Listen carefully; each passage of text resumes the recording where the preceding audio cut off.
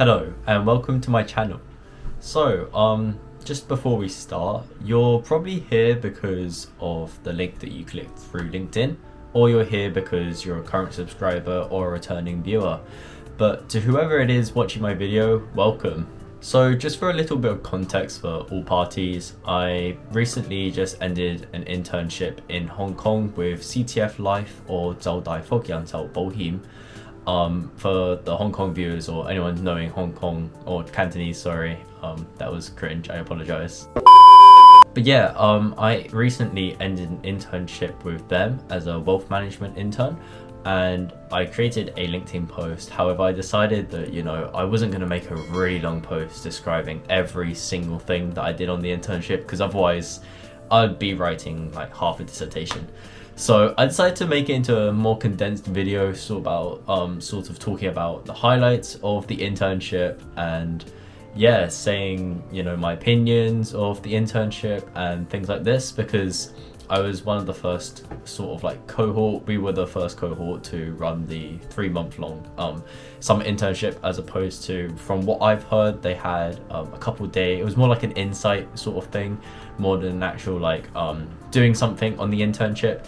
So I thought I'd also share my thoughts on that as well. So yeah, let's just get started straight away. So I started off the internship actually remotely in the Canary Islands. So just for a little bit more background, I was trying to find an internship for the whole of my second year, based in London, and I got multiple rejections. There'll be a video upcoming of my journey and sort of what I regretted and what you guys should do in terms of applying to internships in the future.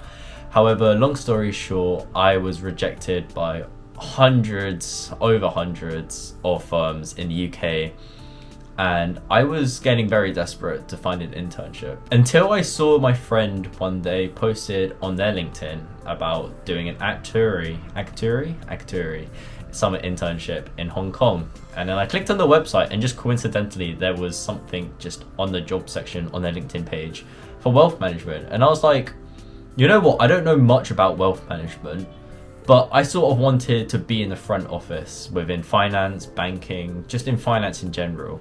And seeing this come up, I didn't really have a choice. So I was like, you know what, doesn't matter what happens, might as well just apply for it. And then within a couple of weeks, I was contacted by my manager, and we ended up getting something sorted very quickly. That very quick moment and very quick decision made me buy a ticket straight away back to Hong Kong. But I also had something lined up with my girlfriend to go on holiday in Spain. So that's why I ended up doing some stuff remotely on a beach, creating stock pictures on a lions on a beach with basically no Wi-Fi, which was very fun. But yes, that's how my internship started. So there's not too much before I went to Hong Kong. After creating the stock pictures, I sort of contacted my manager remotely, and we just had some things to talk about in the background. I sort of indirectly met the interns. However, I missed out on quite a bit in Hong Kong. When I was on the beach doing my aligned stock pitch, they were having a really fun time, sort of having like a introduction, that there were tons of cameras apparently, and it felt like a TV show.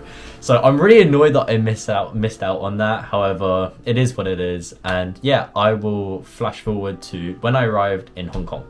So yeah, I landed in Hong Kong, and there was a lot to be done, so I had to prepare a lot of things. Just there were some side quests, if you must, that I need to complete. And also just starting my new internship role was just something amazing, because I had never really had a part-time job or a paid job before this. Although this wasn't paid, you could say it was volunteering, but it was more of gathering work experience more than anything. And I'll explain why later why there wasn't a salary. So when I first got to Hong Kong, I sort of thought that this job would be quite 9 to 5, very, very not relaxed, very quite strict, and very normal, if you must. Like finance 9 to 5, sometimes 8, 9, 10, depends on the work and stuff that you get. However, I found when I arrived that there was no set time schedule, and we didn't even have to be in the office every day.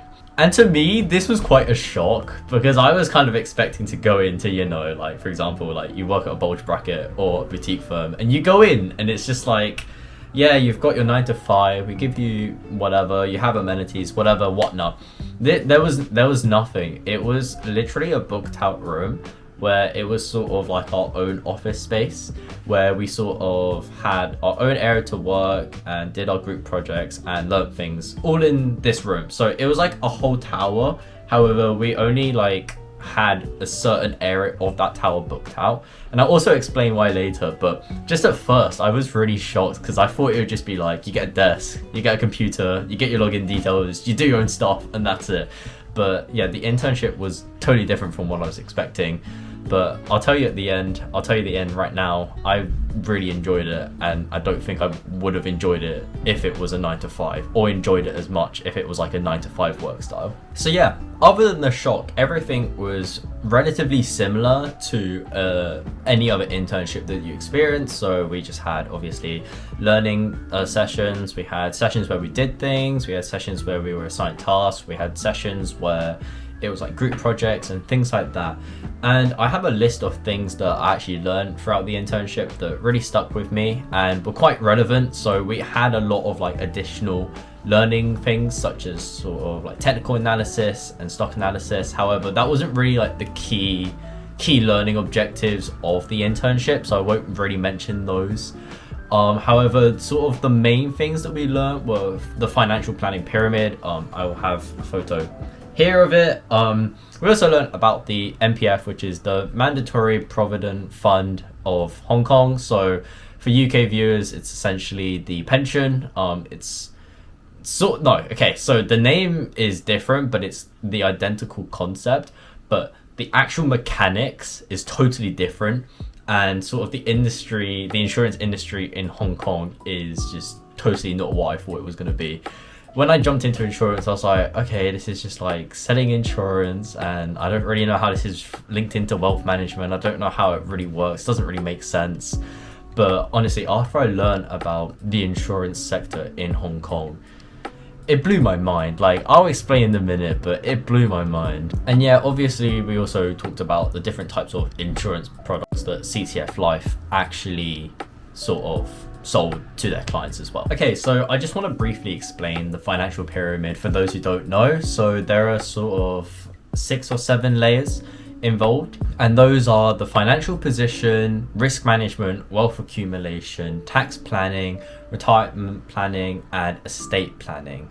So sort of, I say 6 or 7 because within risk management there are 2 different ways that you can sort of invest.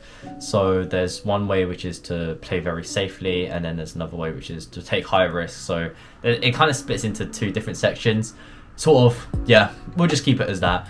But yeah, there are basically 6 different parts of this pyramid, and the base is your financial position. So sort of how much capital an individual has right now, and what you want to do sort of with the goals in your future. So how much do you need to earn now in order to satisfy what you want in the future? And then there's the things in the middle, which is sort of the main meat, and I won't go into too much detail because otherwise this video would be way too long, but those are the main meats. So sort of how to mitigate your risk, how to actually grow your wealth so that it doesn't go downwards and actually goes upwards and doesn't plateau, it just constantly goes upwards with like generation wealth and things like this. And also tax planning, just to mitigate what your hard work has given you so that the government and any other agent doesn't take your money essentially. And retirement planning is sort of what I said earlier. So finding your current financial position and then setting a goal for what you want when you retire. And then the very top, the peak, is the smallest because it's the estate planning. So this is sort of how to not dodge, but how to mitigate inheritance taxes, and sort of how to keep that generational wealth building up and not just have it so that you've built it and then your children or whoever you may give it to next will just lose all of it. Another thing that the internship involved was sort of additional events. So these were very optional events, but I kind of wanted to get more engaged with the internship since I don't permanently live in Hong Kong. I mainly live in the UK, so I just wanted to explore and obviously practice my Cantonese and things like this. So I attended as many events as I could, and some of them were the financial planning summit event. So this was where they just talked about various topics within financial planning and sort of the key key message right now is to do finance sustainably. So invest in ESG, invest in green practices, and mitigate the carbon emissions that we do in terms of our investments.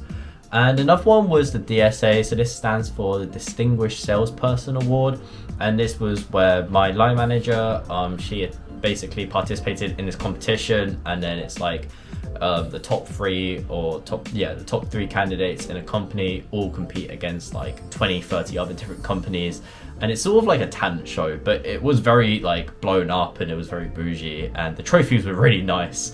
So yeah, I attended that with my manager.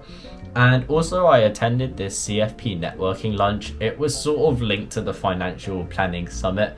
So my manager is a CFP, still is a CFP. And I just kind of tagged along and listened to what other CFPs within Hong Kong were talking about. Because there aren't that many CFPs. Like, if you know about CFA, it's similar to that. So CFA is Chartered Financial Analyst, if that's correct. I'm pretty sure it is. And then CFP is Certified Financial Planner. So in the past, it used to be a very big hit in banks. Like, everyone was like, get the CFP, this makes you amazing. But now it's CFA. But CFA is sort of like things, or a qualification that one gets if they want to become like an investment analyst or like a investment banking analyst, something along the lines of like investment. And it's blown up now. Like, it's sort of like a trend now to get the CFA, because it's like, if you have this, you're guaranteed a job.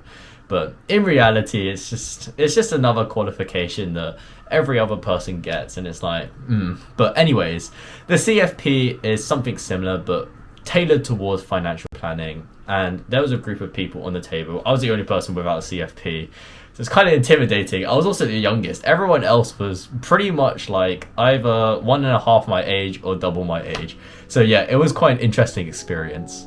So yeah, those were the main sort of things from my internship. There was a lot of stuff. However, I won't get into too much detail because otherwise the video will be very boring. But I just wanted to go back to, the sort of the 9-to-life work-life balance that I was mentioning earlier, and how I didn't really have any of that.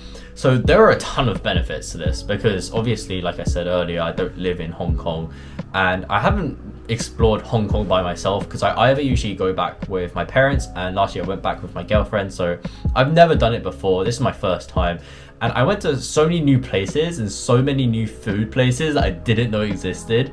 Because if I didn't go myself, the walking outside in Hong Kong, especially in summer, is a pain. If you've never been to Asia before, it feels like you're walking in a sauna that doesn't leave you until you go inside. So that's why, like, when I'm with other people, I kind of feel bad for making them suffer and walk outside. But if I'm by myself, it's like, if I don't want to walk outside, I go inside, and if I want to walk outside, I'll walk outside as long as I like. So that's sort of why I've explored and found so many more new places by myself. Anyways, yeah, back on track. So the reason why sort of there's no 9 to 5 in the insurance industry in Hong Kong, more specifically for like the big ones and my company, CTF Life specifically, is because the financial planners are technically self-employed. So what this means is they don't have to follow 9 to 5. If they want to work at 1 a.m. to 6 a.m, they can be a night out and still have the job. However, it's mainly about like finding clients. So as opposed to a bank, you have clients already within the bank, and then you get allocated or delegated a client.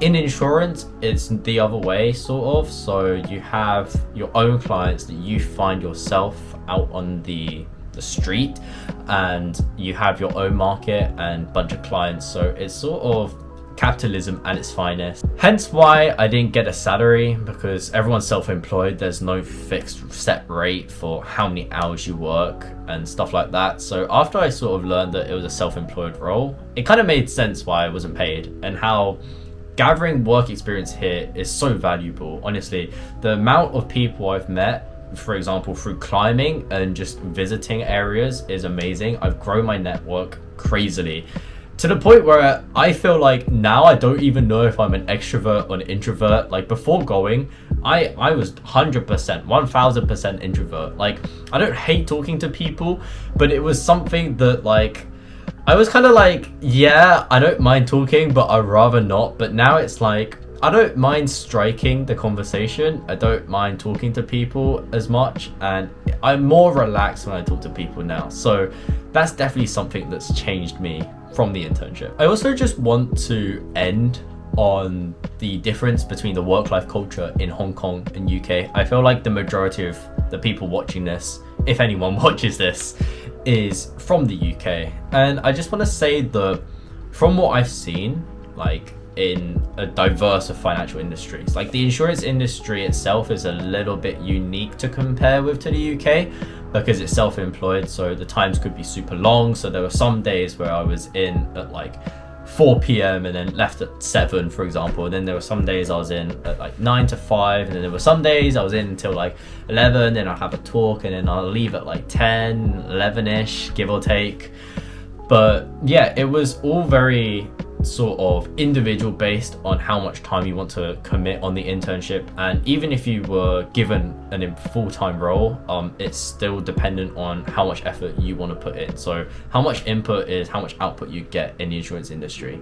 But sort of looking around, like visiting the International Financial Center and just talking to people in general, a lot of people said that Hong Kong is very unhealthy in terms of work-life balance. So in banking, could start at 7 or 8 and then leave at 10 or 11. It doesn't really matter what division you're in, because in the UK, from what I've heard, the majority of roles are pretty normal. So like 9 to 7, 9 to 8 is like relatively normal.